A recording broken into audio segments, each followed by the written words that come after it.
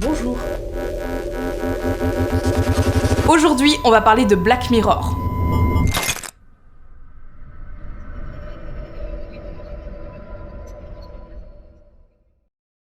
Si vous vivez dans une grotte ou tout simplement que vous avez un semblant de vie sociale, ce qui sont deux choix de vie assez particuliers, je vous invite quand même à aller voir la série, sinon vous n'allez rien comprendre à ce que je vais raconter.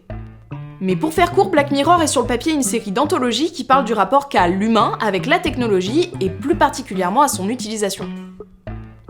Voilà, je peux pas faire plus simple, donc allez la voir. Avec modération, pour éviter les crampes au cerveau, mais allez la voir.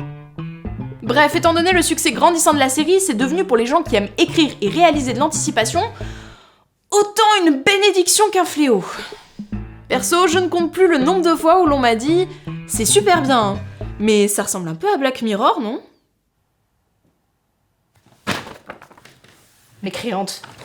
Mais alors, comment Black Mirror a-t-il fait pour s'infiltrer dans la tête des gens comme LA référence absolue de l'anticipation, alors que les 3/4 du public n'ont même pas connaissance du genre en lui-même ?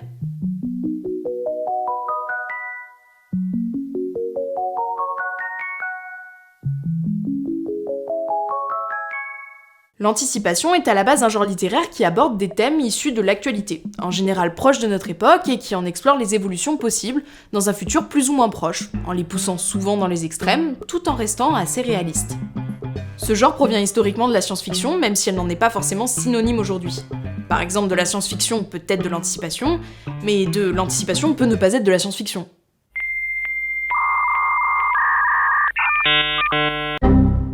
Pour revenir à Black Mirror, la série fait partie de ce genre pour la simple et bonne raison que les auteurs l'identifient comme tel. Voilà, on va pas chercher midi à 14h, si Monsieur Brooker il l'a dit, c'est que c'est vrai. Mais pourquoi le public a-t-il élu Black Mirror comme LA série d'anticipation par excellence ? Parce qu'il y en a plein d'autres des œuvres d'anticipation sympas. Non ? Et je pense que dans cette question, on tient notre premier élément de réponse. Il y en a, mais mis à part si vous êtes extrêmement documenté sur le sujet, vous risquez de ne pas les identifier comme tels. Ou juste de les classer dans la catégorie film/série qui parle de dérives technologiques un peu chelou. Dans les films d'anticipation connus, on peut citer 2001 l'Odyssée de l'espace, Matrix, Minority Report, Interstellar, The Truman Show, Snowpiercer, Seven Sisters, Wall-E, le petit robot, et Her.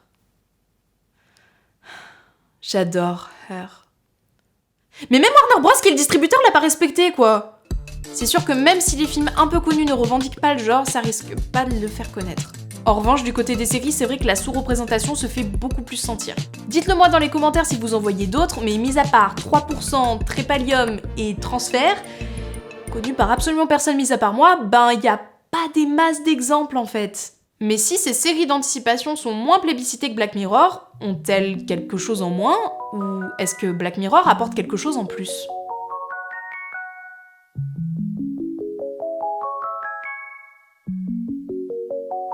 Qu'est-ce que Black Mirror fait mieux que les autres ? Bon, je passe le fait qu'elle est disponible sur Netflix, qu'elle a été beaucoup médiatisée, et blablabli et blablabla. Évidemment que ça a joué un rôle, mais je pense pas que ça soit la raison principale de son succès parmi toutes les œuvres que l'on connaît. Il faut savoir que pendant mes recherches, je n'ai rien, mais alors rien trouvé sur le sujet, donc toutes les sources qui sont dans la description sont des pistes dont j'ai tiré des conclusions. À croire que personne se pose ce genre de questions. Il est clair que par rapport à d'autres œuvres d'anticipation, Black Mirror touche de plus près la réalité qu'on ne le voudrait et c'est flippant. C'est flippant, mais c'est surtout marquant parce que certains épisodes pourraient se passer demain, IRL, que ça serait crédible. Et quand on apprend que les inventions de la série existent en vrai, on sait plus trop si c'est la réalité qui a rattrapé la fiction ou l'inverse. Je pense que vous avez déjà vu passer des articles là-dessus, mais le système de notation existe en Chine comme dans Nosedive, l'appli de rencontre qui choisit le temps imparti avec une nouvelle rencontre comme dans Pandas le DJ est disponible, et une intelligence artificielle pour parler à une personne décédée a été créée. Ce réalisme, ça nous pousse certes à prendre au sérieux la série, mais faut avouer que c'est pas tous les 4 matins qu'on voit une œuvre d'anticipation avoir des applications aussi concrètes, version 1984 d'Orwell. Ce qui est la parfaite transition pour le point suivant. On a tendance à l'oublier, mais Black Mirror est avant tout une dystopie. Et l'anticipation plus une dystopie, ça fait plutôt bon ménage. La dystopie est elle aussi un sous-genre de la science-fiction, qu'on peut résumer à une utopie basée sur de mauvais principes. Généralement une société détestable, où le bonheur est impossible et où le futur est loin d'être rempli de licornes, de bisous et de paillettes. Mais Black Mirror fait bien plus qu'emprunter les codes de la dystopie. Oui, le protagoniste est souvent un ou une rebelle d'un système déprimant qui l'oppresse, mais pour autant il y a quand même une bonne dose d'ironie, voire de satire, propre au travail de Charlie Brooker. Je fais une très courte parenthèse, mais si vous n'avez jamais vu Dead Set, qui est une série de Charlie Brooker également, mais qui est antérieure à Black Mirror, je vous invite à la rajouter à votre liste sans fin de séries à voir parce qu'elle est excellente. S'il vous plaît, allez la voir. Donc, revenons à nos moutons. Vous allez me dire, oui, mais Clara, il y a déjà beaucoup d'ironie dans les dystopies parce que ça marche mieux. Oui, merci pour ce commentaire constructif, Anthony63. Mais dans Nosedive, où le nombre de likes détermine ton travail, tes possibilités et ton statut social, le périple de Lacey est aux antipodes des prestiges auxquels elle aspire. Dans Archangel, Marie n'est pas une mère abusive, elle est juste droguée à l'inquiétude et persuadée qu'en violant l'intimité de sa fille, elle peut lui éviter de mauvaises expériences. Mais c'est elle et sa manie de vouloir tout contrôler qui va conduire Sarah à souffrir, fuir et devenir violente. Et je vous fais pas la liste complète, mais on pourrait s'amuser à le faire pour chaque épisode. Cette série nous immerge dans une autre réalité, au sein même de notre propre monde.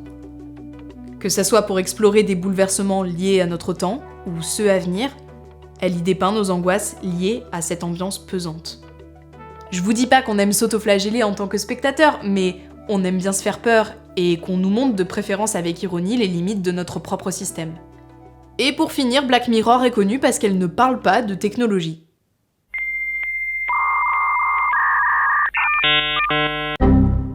La technologie n'est qu'un prétexte pour mettre en lumière la personnalité et les actions des personnages. C'est qu'un support aux émotions, un élément de narration pour les pousser dans les situations les plus extrêmes. Chaque histoire parle d'un problème que l'on pourrait avoir sans que la technologie soit impliquée. Ça explique pourquoi certains épisodes comme San Junipero ou White Christmas soient les grands chouchous du public. C'est parce qu'ils se concentrent plus sur les personnages et leurs inquiétudes que sur la technologie qu'ils utilisent pour nous l'exprimer. La particularité de Black Mirror, ce n'est pas la construction du personnage, mais la manière dont ils se détruisent. Une fraction de seconde, un seul choix peut devenir la chute, et briser toute l'image qu'on avait d'eux. Donnant souvent un nouveau sens à l'épisode d'ailleurs. Bien sûr, on peut s'identifier à eux, mais le pire reste quand on a plus de points communs avec les antagonistes qu'avec le personnage principal. Cette série nous confronte à nos propres peurs, mais la technologie ne reste qu'un outil pour la rationaliser. Chaque épisode est un cauchemar dont l'on va se réveiller. Chaque appareil que l'on utilise lorsqu'il s'éteint nous ramène à notre propre reflet. Le danger, c'est nous. Et la sirène d'alarme que tire Black Mirror ne doit pas être qu'entendue passivement, mais nous faire bouger, parce que la situation devient urgente. Perso, j'ai l'impression que c'est l'une des seules séries d'anticipation qui essaye de redonner du pouvoir aux spectateurs. Bon, ok, de manière plus ou moins réussie, certes, mais elle tente. Elle tente de ne pas laisser le spectateur passif, de le considérer comme un acteur de la série, et c'est ça qui la différencie des autres. Même si je vous l'accorde, le fait qu'elle soit diffusée sur Netflix, qui est un peu le paradis de la procrastination, est une jolie ironie au vu du message qu'elle veut faire passer. Mais chaque épisode est une expérience, pas juste un banal divertissement. Le spectateur est immergé. Chose que beaucoup ont été incapables de faire en plusieurs saisons ou même plusieurs films.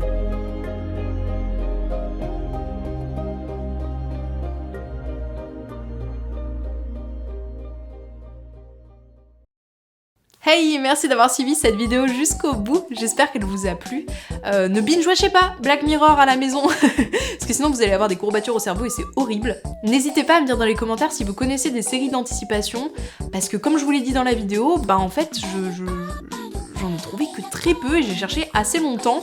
Donc si vous en connaissez d'autres, allez-y, qu'elles soient dystopiques ou pas d'ailleurs, hein, juste peut-être vous me le préciser si vous savez. Maintenant, vous savez regarder la vidéo, vous savez faire la différence. Si vous êtes nouveau sur la chaîne, que vous venez de n'importe quel vents et marées, quoi, abonnez-vous pour voir plus de vidéos, pourquoi en fait, pourquoi on s'abonne? Enfin, abonnez-vous, il paraît que c'est important, donc abonnez-vous. Et si vous pensez que la vidéo peut plaire à d'autres personnes, n'hésitez pas à la partager, répandez-la partout sur internet. Voilà. Répandez la joie. Moi, je vous dis à bientôt pour une nouvelle question autour de la prod et de la fiction. Salut!